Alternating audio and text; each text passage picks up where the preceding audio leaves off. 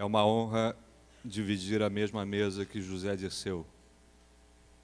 É uma honra dividir a mesma mesa que a Hilde e lembrar junto com ela de Stuart e de todos os outros. É uma honra dividir a mesa com todos os companheiros que têm aí se dedicado à busca da verdade, da justiça, num momento tão amargo da história do direito e da justiça no Brasil. Nesses últimos dias, revendo, passo a passo, os longos capítulos dessa minissérie jurisdicional televisiva, a que se convencionou chamar de um mensalão,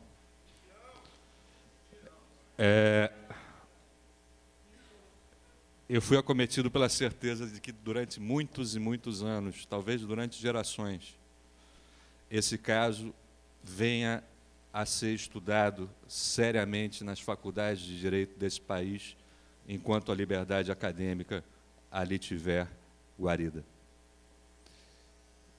E o mesmo deveria ser feito, penso eu, nas faculdades de comunicação. Se olharmos no longo percurso, não encontraremos aqui senão mais um capítulo da longa história do golpismo de coloração moralistoide-udenoide, que no Brasil é o nome mais legítimo dos piores impulsos liberticidas de classe na história recente entre nós. Certos nomes sinistros se repetem. E esse caso, além de se juntar aos longos e praticamente infinitos anais dos malfeitos da imprensa, da grande mídia brasileira contra a liberdade de seu povo e a dignidade de sua gente, figurará lastimavelmente ao lado de alguns dos momentos mais constrangedores da história do Supremo Tribunal Federal do meu país. Capaz de ser comparado a alguns episódios que aqui foram rapidamente recordados por alguns companheiros. O episódio da entrega de Olga Benário, o episódio da cassação do registro do Partido Comunista Brasileiro, o episódio da censura prévia e tantos outros momentos em que, lastimavelmente, o bom povo brasileiro e così via ad infinitum, não é? Diriam os meus antepassados italianos. Era muito difícil fazer aqui uma confissão. Eu estou aqui como advogado, como professor universitário, como membro de uma rede que já quando essa farsa começou há anos atrás, teve a oportunidade de se manifestar muito claramente sobre o sentido rasteiramente político dessa manobra judicial. E esse caso criou enormes dificuldades, enquanto ele transcorria como acontecimento midiático, para o próprio ensino do direito no país. O envenenamento das mentes, o aprisionamento do imaginário dos jovens, às vezes tão suscetíveis a certas impressões, tudo isso criava um clima em que o livre exame, a adequada ponderação, a serenidade, aquilo que deveria ser a maior virtude de todos aqueles que se dispõem a trabalhar no campo do direito, que é a virtude romana por excelência da prudência, da sabedoria no exame da norma e dos fatos, tudo isso, evidentemente, foi afastado para que um terrível ato que nós, da Universidade Nômade, entendemos, sobretudo, no caso dos chamados 2Es, como um ato de vingança de classe, uma revanche tardia pelo fato de dois heróis da nacionalidade, dois heróis da espécie humana no Brasil, terem se levantado muito jovens contra um regime de força, terem dedicado suas vidas a superar esse regime e a construir um país razoavelmente decente para 200 milhões de pessoas viverem. Um país onde caibam 200 milhões de cidadãos. E não apenas aquele reduzido clube privê dos que têm direito a advogado, a ampla assistência judicial, à presunção de inocência, ao respeito das togas, etc. Essa é a reflexão que temos que fazer aqui.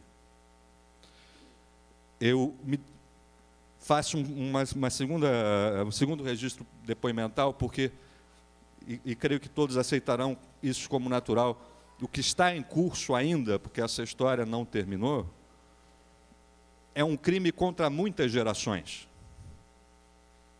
É um crime contra várias gerações que, ao longo dos últimos 40 ou 50 anos, procuram produzir aqui uma sociedade livre, justa e solidária.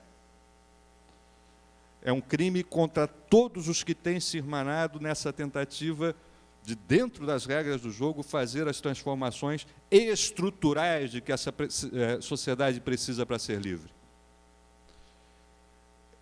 E esse crime político, no sentido mais estrutural do termo, precisa ser objeto de uma aguda reflexão. É uma etapa civilizatória da história do povo brasileiro que está em jogo. Eu me decidi pelo vestibular de Direito em 77, depois que eu li a Carta aos Brasileiros, de Goffredo Silva Telly Júnior. Eu comecei a lecionar Direito Constitucional quando se instalou a Assembleia Nacional Constituinte do meu país.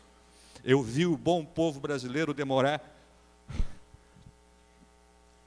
séculos para inscrever com todas as letras no texto da Constituição de que ninguém será processado nem privado de sua liberdade, de seus bens, sem o devido processo legal. O bom povo brasileiro levou 488 anos para ver isso inscrito na sua Constituição. E nessa sanha vingativa, nessa sanha, nessa tempestade de ressentimento que as elites brasileiras promoveram desbragadamente no país nos últimos meses, a primeira vítima, simbólica e formal, foi a Constituição da República Federativa do Brasil, de 5 de outubro de 88. Foi o princípio do devido processo legal, foi o princípio do juiz natural, foi a vedação de julgamentos de exceção, foi a presunção de inocência, foram todos os direitos pelos quais as nossas gerações lutaram e têm lutado para ver estendidos a todos os cidadãos. E não a alguns de determinados partidos e outros não por serem de outros partidos. É longo, assim como longa foi a telenovela político-eleitoral que assistimos no semestre passado, é longa e lamentavelmente, praticamente inesgotável a lista das coisas havidas nesse julgamento que podem arrepiar a mais plácida consciência jurídica. Mas é importante aqui, nesse momento, recordar algumas. Desde o início, desde a montagem do espetáculo. Mas já na primeira decisão formal, relevante, que foi a decisão pela não concessão do desmembramento do processo, naquelas situações que envolviam réus que não têm foro privilegiado. Apedrejou-se ali o princípio do juiz natural. Privou-se ali um conjunto de brasileiros, talvez aqueles que justamente se tentava mais de perto atingir pela sua importância simbólica e, ao mesmo tempo, de ação nesse processo democrático de transformação que estamos vivendo. E, com isso, ao jogar no lixo a garantia do juiz natural, a vedação de juízo de exceção, privou esses réus do direito ao duplo grau de jurisdição, criando esse beco sem saída jurisdicional de uma corte que decide em única instância sobre a liberdade de cidadãos brasileiros e tende a ser a única corte competente para, eventualmente, reexaminar as decisões que levaram a esse fim. O crime fundamental foi cometido na saída. E isso significa dizer, do ponto de vista jurídico constitucional, mas também do ponto de vista político, que num determinado tribunal, um determinado conjunto de juízes, fez questão de chamar para si o julgamento de uma causa e dispôs-se a julgá-la da forma mais rigorosa e impiedosa possível, ainda que numa quase absoluta carência de adequado conhecimento da dogmática penal, como se revelou constrangedoramente ao longo dos votos que foram emitidos por alguns dos membros daquela corte.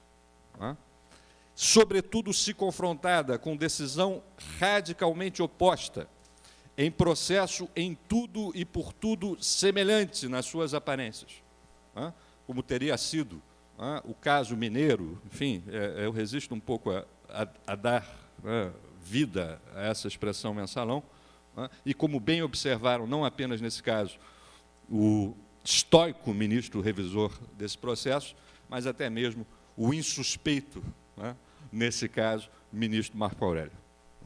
Decidiu-se de uma forma, concedendo o desmembramento, respeitando o princípio do juiz natural, respeitando o princípio do duplo grau de jurisdição, conforme a cara do freguês, conforme a sua identidade partidária, conforme a sua posição diante do status quo deste país. Isso é uma afronta gigantesca, todos sabemos, ao princípio da isonomia. E já naquele momento, lastimavelmente, aqueles juízes, tangidos, de uma maneira que nem sequer na ditadura militar se viu se deixarem tanger pela farda, tangidos pelo microfone, tangidos pelos refletores, tangidos pelos editoriais, tangidos pelo clima macartista de absoluta intolerância, de absoluta incapacidade de escuta que tomou conta de importantes frações da sociedade brasileira, promoveram aquele justiçamento. Porque nós queremos julgá-los e nós vamos julgá-los da forma mais dura possível. Esse é o primeiro dado. O que vem daí, processualmente, é, em grande parte, recorrência. Ficará também, lastimavelmente, registrada nas páginas da história a carência de serenidade na condução do julgamento pelo ministro relator. A sanha acusatória, a intolerância com o dissenso, a absoluta incapacidade de suportar qualquer divergência, ainda que de um par, o cerceamento da liberdade de manifestação do ministro revisor, do regular exercício de suas atribuições constitucionais, que são poderes e deveres, porque esse é um tribunal que, numa sociedade democrática, deve ser um tribunal de garantia dos direitos, e não de sua denegação, certamente envergonha a história da Suprema Corte brasileira, sobretudo numa dimensão comparativa. Tivemos a figura informal da criação, a criação da figura informal do revisor, pois era isso que o ministro relator se permitia constante e reiteradamente durante todo o processo, sempre que houvesse uma discordância, revisar o voto do revisor, que em si já é uma garantia importante numa instância tão delicada para a vida das liberdades como é a instância penal.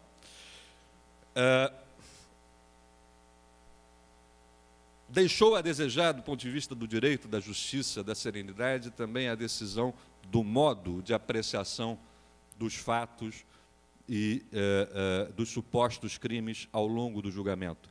E aqui, com um dado constrangedor, quer dizer, adotar um roteiro de julgamento que é praticamente o roteiro de um programa televisivo,